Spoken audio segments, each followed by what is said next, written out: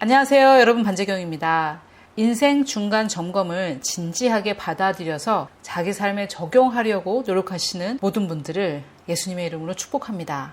제가 올린 동영상의 조회수를 통해서 여러분들이 어떤 주제를 좋아하시는지 분석을 해보면 대부분 사탄, 마귀 이런 글자가 들어가 있으면 많이들 클릭을 하시고요. 사탄, 마귀가 인기가 많네요.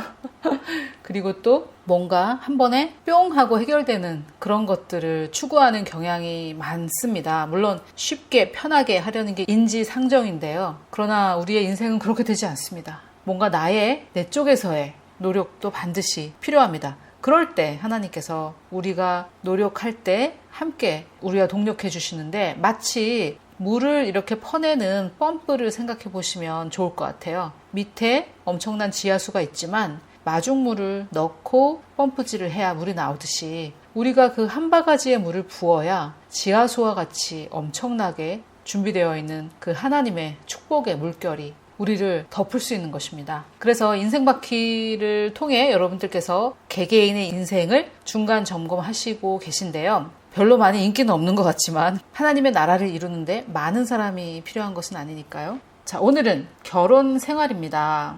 사실 저는 이 교재를 여러분들께 설명드리는 입장이기 때문에 제가 꼭 결혼을 해봤어야 된다든지 그런 것은 아니겠죠. 그런데 그래도 많은 분들이 그렇게 생각하실 수 있을 것 같아서 저의 경험을 좀 말씀드리고자 하는데요. 제가 바이블 칼리지를 다니기 위해 미국에 가기 전에도 한국에서 성경 공부를 항상 인도하고 있었어요. 그런데 그 성경 공부는 주로 결혼하신 분들이 오셨었는데 저에게 부부관계나 자녀 문제로 많이 상담을 요청하셨었어요. 그래서 제가 성경에 근거해서 이렇게 저렇게 말씀을 드리면 저의 답을 별로 좋아하지 않았어요. 성경에 근거한 답이 사실 그렇게 우리에게 쉬운 답은 아니잖아요. 그러면 그분들이 저에게 그랬어요.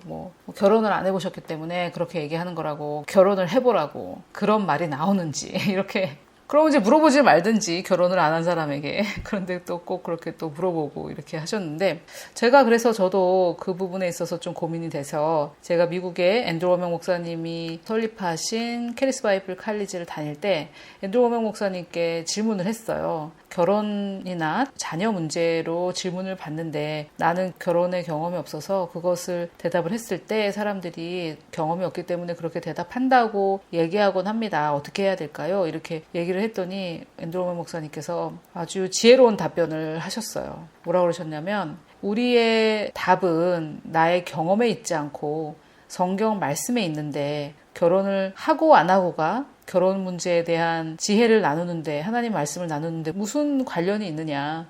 오히려 자기의 경험을 의지해서 대답하지 않을 수 있기 때문에 경험이 없는 게 오히려 더 순수하게 하나님의 말씀만 전할 수 있는 가능성이 더 크다. 그래서 걱정하지 말고 결혼과 자녀 문제에 대해서 하나님의 말씀에 입각해서 질문하는 사람들에게 답을 해라. 이렇게 말씀을 하셨는데 아주 지혜로운 답변이시죠. 그런데 어쨌든 인간의 그 한계, 그런 것들이 있기 때문에 그 뒤로 저는 상담을 되도록이면 안 하는 원칙을 세우게 되었어요. 아무튼 오늘은 제가 상담을 하고 안 하고 그런 것에 대해서 말씀드리려고 했던 게 아니라, 오늘은 이 결혼 생활에 대해서 말씀을 드릴 건데, 사실 제가 결혼을 안 해봤기 때문에 여기에 대해서 말할 자격이 없다고 생각하시면은 어쩔 수 없겠지만은 그런 문제가 아닌 것 같고요. 이 저자가 만들어 놓은 테스트를 제가 여러분들께 설명하는 입장이기 때문에 그런 것들은 좀 문제가 되지 않는 것 같습니다.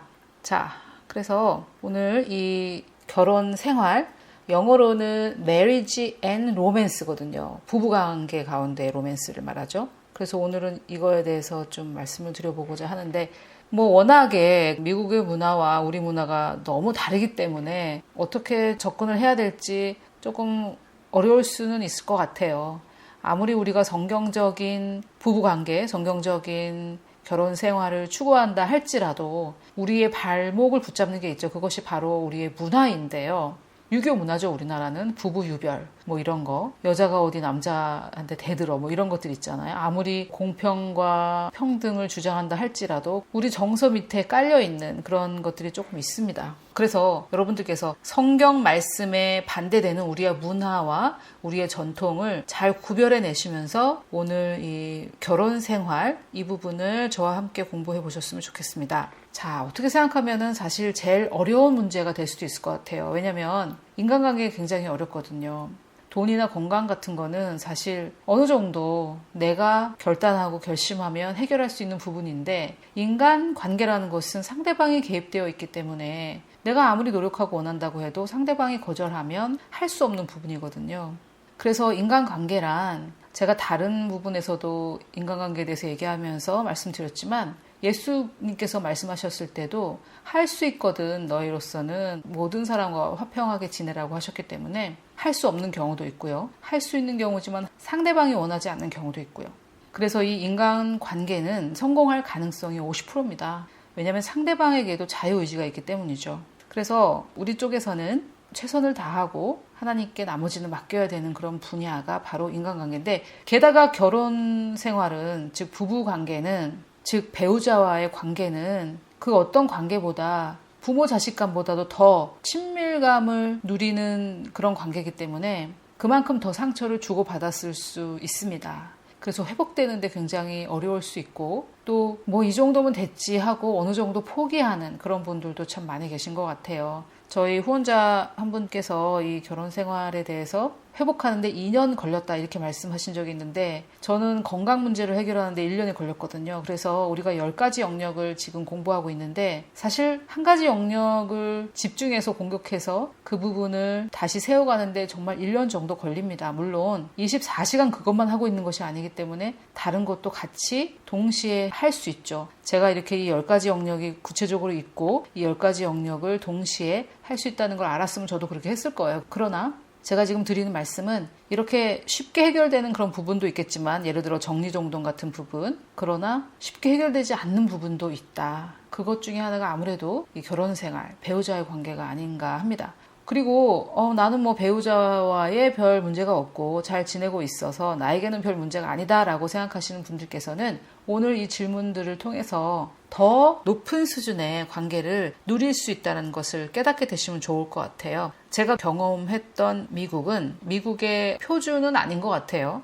저는 바이블 칼리지를 다녔고 거기에 선생님들을 봤기 때문에 그 선생님들이 자기 아내들에게 어떻게 대우하는지 이런 것들을 봤기 때문에 아마도 미국의 그리스도인들 중에 최고의 그런 사람들이 모인 곳에서 그분들의 부부관계를 보았기 때문에 아마 제가 여러분들께 말씀드리는 이런 것들은 어떻게 생각하면 꿈처럼 들릴 수도 있는 그런 것일 수도 있을 것 같아요. 그러나 그분들에게 가능했다면은 우리들에게도 가능하다고 저는 믿습니다.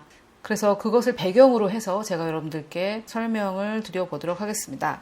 자, 첫 번째 문제는 신체 접촉을 통해 배우자와 하나됨을 누리고 있습니까? 이것은 어떤 성적인 부부관계를 말하는 것은 아니고요. 이 부분을 설명할 때 이 저자와 저자의 아내분이 같이 이것을 설명했는데 그때 이 아내가 남편과 나란히 앉아서 어깨를 이렇게 맞닿고 있는 상태에서 이런 것들을 말한다라고 이렇게 얘기를 했습니다. 사실 제가 미국에서 경험했었던 것은 부부는 항상 같이 앉고 교회에 가도 나란히 앉고 항상 옆에 앉더라고요. 그리고 말씀을 들을 때 옆에 앉으면 남자가 아내의 어깨를 감싼다든지 아내는 남편의 무릎에 손을 올린다든지 이런 식으로 항상 신체 접촉을 하더라고요. 그런데 우리나라에서는 어떻습니까? 교회 오면 서로 뚝뚝 떨어져 앉고 그렇죠.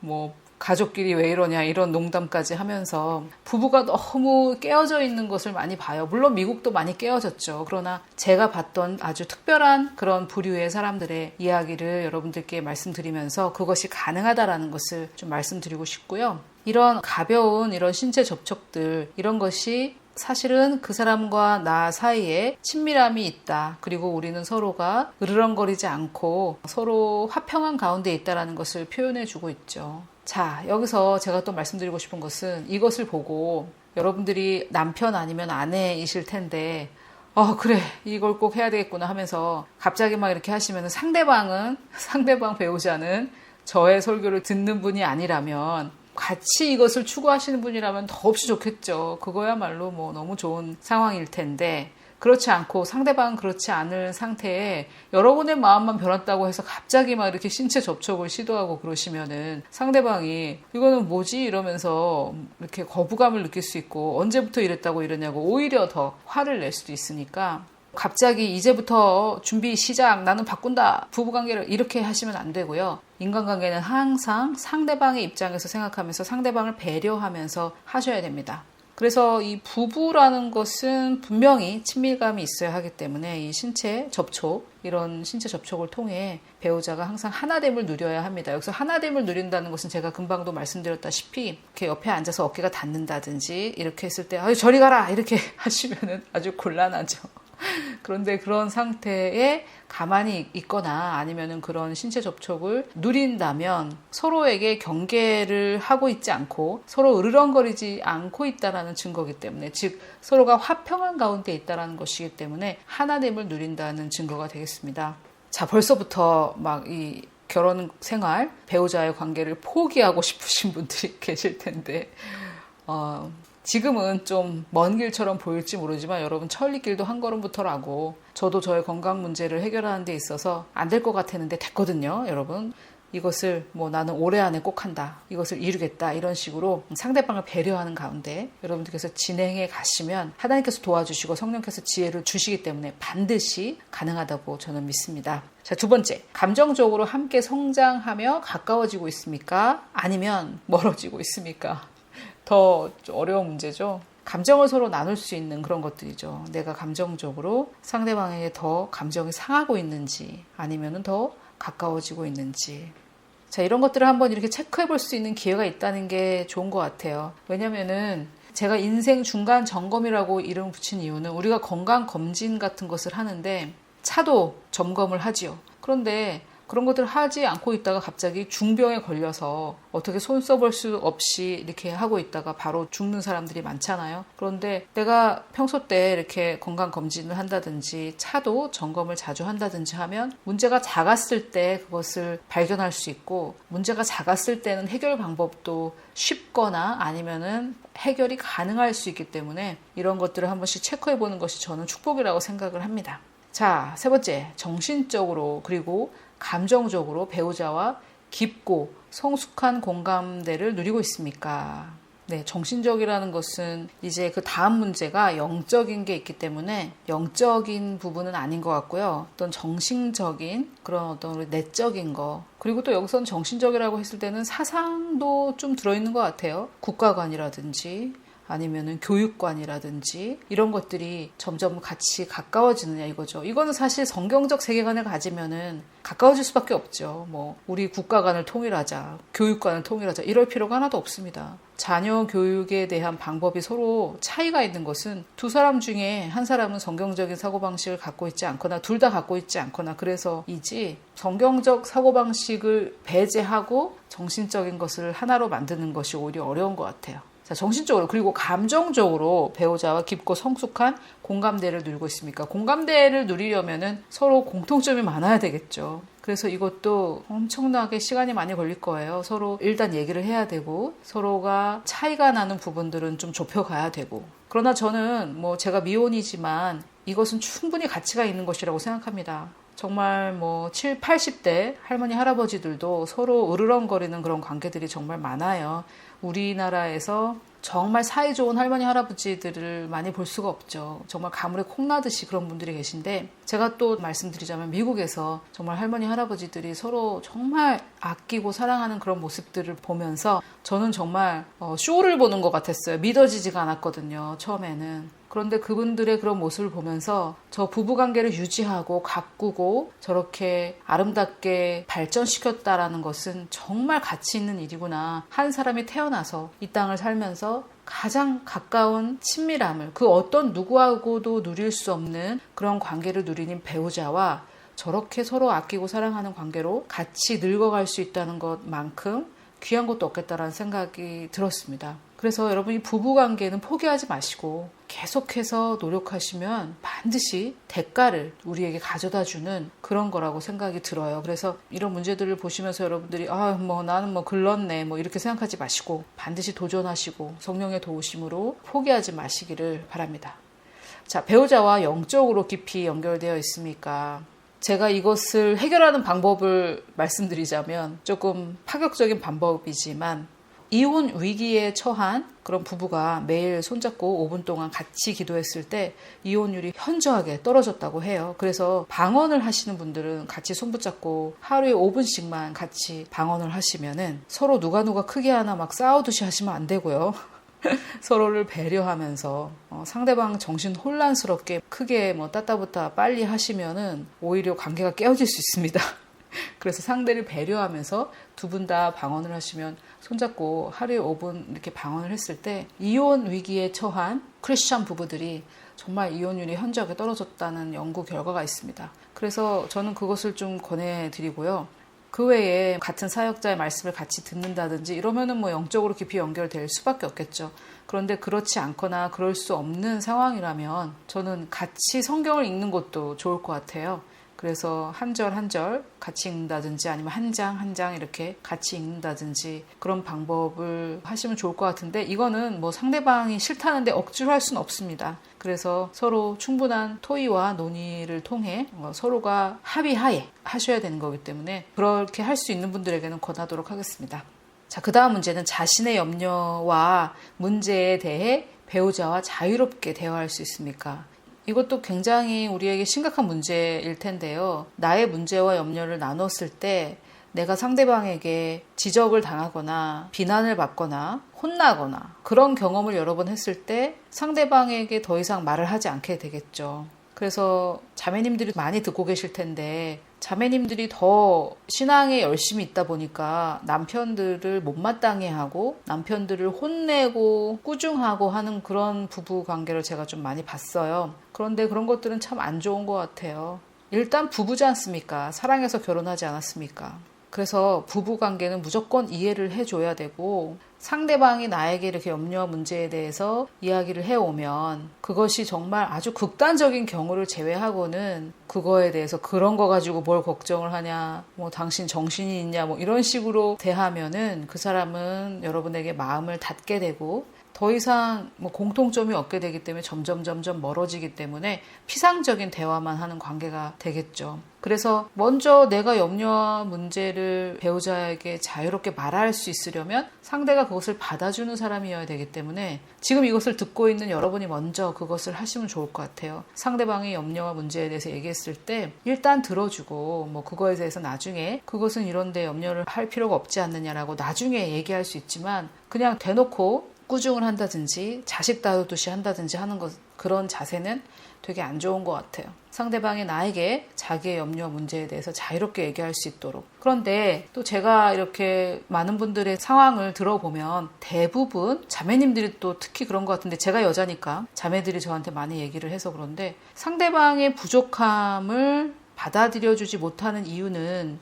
내 인생이 저 상대방 특히 남편의 어떠함에 달렸다. 자매님들 특히 좀 잘 들어보세요. 내 인생이 성공하냐 실패하냐는 저 남편이 성공하냐 실패하냐에 달렸다. 이런 운명 공동체적인 마인드를 가지고 있기 때문입니다. 사실 저는 그렇게 생각하지 않거든요. 근데 제가 결혼하지 않았기 때문에 여러분들이 들으시면서 결혼도 하지 않은 사람이 뭘 그렇게 얘기하냐, 그렇게 말할 자격이 없다라고 하시면은 어쩔 수 없는데 저는 남편이 실패했다고 내 인생이 실패했다고 생각하지 않고요. 남편이 성공했다고 내가 성공한 건 아니라고 생각해요. 그러나 많은 여자들이 자기의 인생이 없기 때문에 대리 만족 또는 대리 좌절 이런 것들을 하는 것 같아요. 그래서 남자가 내가 원하는 만큼의 모습이 아니면은 뭐 그런 거 가지고 그러냐고 이렇게 화가 나는 거죠. 그리고 화를 내고 남편한테 닥달을 하고 나서는 내가 왜 그랬는지도 모르는 거예요. 그래서 자기의 감정이 왜 그렇게 진행이 됐는지 모르기 때문에 그런 현상들이 일어나는 것입니다. 내 감정이 그렇게 진행되는 이유는 제가 여기서 여러분들께 제시하고 싶은 것은 남편의 모습이 내한테 마음에 안 들기 때문인데 마음에 안 들어도 굳이 화를 낼 필요는 없는데 화가 나는 이유는 저 남자의 어떠함에 내 일생에 달렸다라는 거짓된 신념을 갖고 있기 때문입니다. 내 인생은 남편에 의해서 좌지우지되는 것이 아니라 내 일생은 하나님에 의해서 좌지우지되는 것입니다. 굳이 남편이 아닐지라도 결혼하지 않은 싱글들은 부모나 가족 또는 자기가 의지하고 가장 의지하고 있는 그 대상에게 엄청난 기대감을 가지고 있기 때문에 그가 나에게 만족이 되지 않았을 경우에 화가 나고 그 사람을 고치려고 하고 그 사람에게 꾸중을 하고 화를 냅니다. 이유는 아까 말씀드렸다시피 그 사람의 어떠함에 의해서 나의 인생이 결정된다라는 거짓을 믿고 있기 때문이죠. 그 부분에 있어서도 자유해지셨으면 좋겠습니다. 내 인생은 하나님의 손에 달린 거지 내가 의지하고 있는 내 부모, 내 남편 또는 내 아내 또는 직장 상사 또는 뭐 가족 중에 누구 그런 사람들이 아닙니다. 내 인생은 오직 하나님께서 붙잡고 계십니다. 아멘. 자, 그 다음 여자에게 제일 필요한 것이 자존감이고 남자에게 제일 필요한 것이 존중이라고 할 때 결혼 생활 속에서 그 필요들은 채워지고 있습니까? 즉 남자는 여자에게 존중을 충분히 받고 있고 여자는 남편에게 자존감을 충분히 인정받고 있나 이건데요. 제가 이것을 무슨 단어를 번역했는지 좀 말씀드리고 싶어요. 제가 자존감이라고 번역한 이 단어는 security, 안정감이고요. 또 connection, 연결되어 있는 그런 상태를 말하는데 우리나라 말로 아무리 생각해봐도 자존감이 제일 나은 것 같아요. 그런데 이 security라는 것은 아내가 security라는 것을 느낄 때 어떤 거냐면 이 남자가 바람피지 않을 것에 대해서 안전한 마음을 느끼는 거죠. 나를 버리지 않을 것이다. 바람피지 않을 것이다. 이런 마음을 여자는 느끼기를 원한다는 거죠. 그래서 그런 경우에 남편이 항상 여자에게, 아내에게 나는 당신을 사랑한다라는 거, 나한테는 당신밖에 없다라는 것을 확인시켜 주길 바란다는 것이죠. 남편 여러분, 내가 사랑한다고 결혼 전에 말했잖아. 이렇게 하지 마시고요. 남편들이 존중받고 싶은 마음이 있듯이 아내들은 내가 지금 이 남자의 아내로 안전한지, 이 남자는 딴 여자에게 눈을 기웃거리고 있지 않는지를 확인받고 싶어 합니다. 그래서 본인들도 존중받고 싶으면 아내에게 이것을 확인시켜 줘야 돼요. 그리고 커넥션은 내가 지금 이 남편과 연결되어 있는지 그것을 알고 싶어 해요. 여성들은. 이것은 예를 들면 남편이 어디 갔는데 당신이 생각나서 이걸 샀어. 이렇게 했을 때 아내들은 그 물건보다는 그 순간에 자기를 생각했다라는 그것을 통해 남편과 연결되어 있는 그런 것을 알고자 하는 그 욕구가 충족이 된다는 것이죠. 또 직장에 가서도 한두 번씩 이렇게 문자를 보낸다든지 뭐 너무 스토커처럼 하시면 곤란하고요. 한두 번씩 그렇게 연결을 해서 뭔가 이렇게 서로 연결이 되어 있다라는 그런 느낌을 여자들은 원합니다. 그래서 여자들이 서로 계속 카톡 주고받고 이런 것들 있잖아요. 그런 것들이 바로 이런 것인데 저는 이것을 자존감이라고 이렇게 표현을 했습니다. 근데 영어로는 security and connection이에요. 그러나 자존감이라는 말에 다 포함되어 있다고 생각해요. 다른 여자들은 내 눈에는 다 된박 같고 당신만 아름다워 이런 것들을 듣기를 원한다고요. 여자들은. 그리고 항상 당신 곁에 있을게 이런 거. 그런 안정감 이런 것들을 원하고 내가 남편과 연결이 되어 있다. 항상 커넥션이 되어 있다. 이런 것. 거기에서 자존감을 느낀다는 것입니다. 자, 여기에 또 지금 제가 설명했을 때 여자들이 막 환호하고 이렇게 하셨을 텐데 자매 여러분, 남자들은 존중을 받기를 원해요. 여기서 존중이라는 것은 상대방의 의견을 존중하는 것일 수도 있고요. 그래서 아내들이 남편 대신해서 뭘 결정해 준다든지 하는 것은 남편을 마치 그 아내의 자식이 된 것 같은 느낌을 들게 하거든요. 그래서 그런 것들은 정말 금물이고 또 많은 사람들 앞에서 남편을 막 꾸중한다든지 남편을 이렇게 무시한다든지 하는 행동은 정말 쥐약입니다. 부부관계에 있어서. 그런 것들은 절대 하면 안 돼요.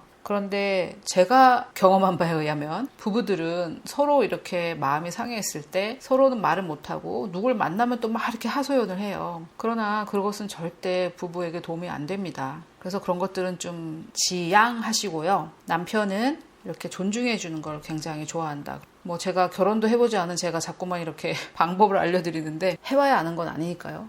지금까지 제가 관찰한 부부들을 봤을 때 이 존중이라는 거는 너무 지나치면 좀 곤란하고요. 둘이 있을 때 제일 많이 하면 좋겠죠. 그래서 상대방의 어떤 수고, 밖에서 일해서 돈을 벌어오고 하는 것에 대한 그 수고에 대해서 감사하는 마음. 옆집 남자는 얼마 벌어오는데 당신은 뭐야? 이런 것들은 그런 것들은 정말 금물이고요. 당신이 이렇게 수고해서 벌어와서 우리 가족을 돌봐줘서 정말 고맙다라는 이런 표현, 이런 것들 굉장히 중요하고 또 말이 아니더라도 상대방의 사랑의 언어가 말이 아닐 수는 있어요. 그랬을 때는 아주 정성스러운 저녁 밥상을 차려준다든지 뭐 그런 것들. 사실 상대방의 사랑의 언어에 따라 좀 다를 테니까 부부가 이런 것들은 서로가 무엇을 좋아하는지를 좀 알아서 그런 것들을 좀 더 적극적으로 표현하고 하면 좋을 것 같아요. 그래서 여자는 사랑, 자존감, 내가 중요하다는 거, 내가 이 남자의 아내로 안전하다는 거, 이 남편이 항상 나를 생각하고 있다는 거, 이런 것들을 체험받기 원하고 남편은 존중, 존경, 이런 것들을 체험받기를 원해요. 그래서 그런 필요들이 서로에게서 채워지고 있는지, 대부분 채워지지 않고 있을 거예요. 제가 생각할 때 한 열의 8, 9은 이런 것들이 채워지고 있지 않을 거고, 그 이유는 우리나라가 제가 전에도 말씀드렸지만 그 전에 전쟁과 식민지 이런 것들로 이런 교육을 받은 적이 없을 것이고, 게다가 유교 문화는 이런 게 아니죠. 유교 문화는 부부 유별 이렇게 하면서 여자는 뒤에 뚝 떨어져서 따라가야 되고, 유교 문화는 거의 이슬람 문화하고 비슷합니다. 저는 그것은 아주 사단적이라고 생각해요. 그래서 우리는 이것을 배워본 적이 없기 때문에 이런 것들에 대해서 막 이런 게 있었네, 나는 이거를 지금까지 누리지 못하고 살았다는 거야, 이렇게 생각하지 마시고 지금부터 배워가시고 지금부터 실천해 가시면 좋을 것 같아요. 우리는 이제 알았으니까요. 평생 모르고 죽는 사람도 있는데 우리는 알았으니까 얼마나 복받았습니까? 자, 점점 지금 문제가 이제 난이도가 올라가고 있는데, 여러분들이 이 문제들을 통해서 현실과 너무 격차가 커서 오히려 이렇게 낙심이 되실까봐 조금 제가 염려가 되는데, 그러지 마시고 이 목적을 향해 나아가면 되겠구나라는 어떤 그런 표대로 보시면 좋을 것 같아요. 배우자와 같은 비전, 같은 가치, 같은 방향으로 나아가고 있습니까?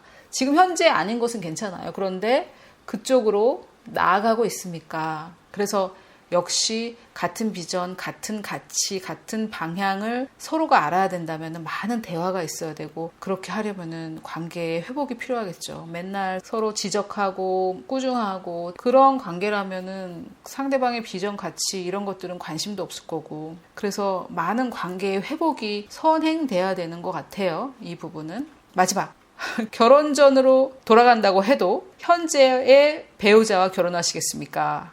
아니요! 이런 소리가 지금 제가 막 들리는 것 같아요. 아유. 자, 여러분, 늦지 않았습니다. 지금부터라도 이 관계를 회복하면 이 질문에 네라고 대답할 수 있을 거고요. 사실 여러분 있잖아요. 제가 결혼은 안 해봤지만 지금 그 배우자와의 관계에 성공하지 못하셨다면 다른 사람하고 결혼해서 성공할 수 있다라는 확신이 어떻게 있습니까? 나의 인간관계 능력이 그렇게 떨어진다는 얘기인데, 상대방이 문제라고 생각하니까 이 사람하고는 안 되고 다른 사람하고는 잘 될 거야 이렇게 생각하시는데 그렇지 않거든요. 그래서 오늘은 사실 여러 설명이 필요한 그런 문제들은 아니었고, 어쩌면 결혼하신 분들에게는 가장 도전이 되고 어떤 면에서는 위협이 되는 그런 문제들이었어요. 여기에 모두 다 노를 표시하신 분도 계실 거예요. 그러나 절대 포기하지 마시고 이 부분에 있어서 여기 아래에 나왔듯이 어떤 것을 먼저 내가 해 나가야 될 건지, 여기 전부 다 노를 했는데 다음 달부터 전부 예스가 될 수는 없으니까 성령님 정말 도와주세요. 어떤 부분을 제가 먼저 시작해야 될까요? 어떤 부분을 제가 할 수 있을까요? 이렇게 질문하시면서 기도하시면은 하나님께서 여러분들이 지금 해야 될 것과 나중에 해야 될 것과 또 이런 여러 가지를 알려주실 것입니다.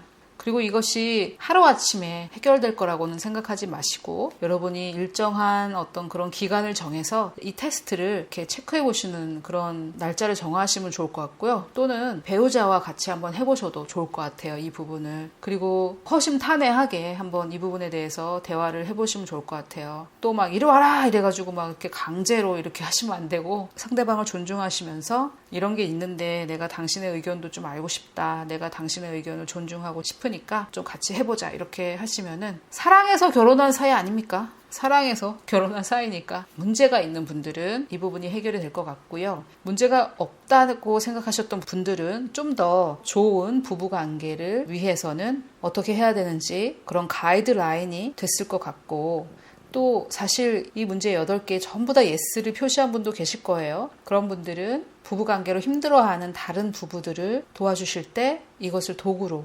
사용하시면 좋을 것 같아요. 우리 하나님께서 이 결혼에 대한 비밀이 크다고 하셨습니다. 결혼을 아직 하지 않은 입장에서 제가 그 큰 비밀이 무엇인지는 다 알지 못하지만, 이 결혼 관계가 예표하는 것은 우리의 신랑 되신 예수님과 그의 신부가 된 우리와의 관계를 보여주시는 것이기 때문에 결혼 관계는 굉장히 중요한 것 같아요. 절대 포기하지 마시고 계속해서 결혼관계를 가꾸고 아름답게 설계해 나가는 분들을 하나님께서 축복하실 것입니다. 왜냐하면 부부관계, 배우자의 관계는 예수님과 우리의 관계를 예표하기 때문이죠. 그래서 여러분들께서 이 결혼 관계, 결혼 생활, 배우자와의 관계를 위해 여러분들이 이것을 회복하고 더 발전된 관계를 위해 노력할 때 우리 성령님께서 지혜와 계시의 영을 주셔서 문제들을 지혜롭게 해결해 나가시기를 우리의 영원한 신랑이 되신 예수 그리스도의 이름으로 축복합니다.